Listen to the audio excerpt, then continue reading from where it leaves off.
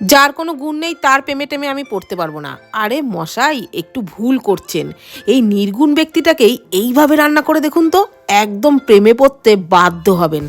আলু কড়াই সর্ষের তেলের মধ্যে একটু লবণ দিয়ে লালচে করে ভেজে তুলে নিলাম। তারপর ওই তেলের মধ্যেই বেগুন দিয়ে একটু হলুদ আর লবণ দিয়ে বেগুনও লালচে করে ভেজে তুলে নিলাম। তারপর ওই তেলের মধ্যে আরেকটু তেল দিয়ে গোটা জিরে, তেজপাতা, এলাচ ফোড়নে দিয়ে দিলাম টমেটো কুচি। একটু লবণ দিয়ে টমেটোটা সফট হয়ে যাওয়া পর্যন্ত ভেজে নিলাম। তারপর দিয়ে দিলাম আদা কাঁচা লঙ্কা বাটা।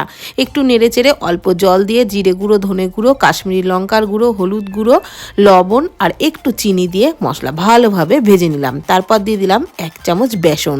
বেসনটাকেও মশলার সাথে ভালো করে ভেজে নিয়ে দিয়ে দিলাম ভেজে রাখা আলু আর সামান্য জল দিয়ে ঢাকনা চাপা দিয়ে রান্নাটা করলাম আলু সিদ্ধ হয়ে যাওয়া পর্যন্ত। আলু সিদ্ধ হয়ে গেলে ভেজে রাখা বেগুনগুলো দিয়েও আরও একটু রান্নাটা করে নিয়েছিলাম।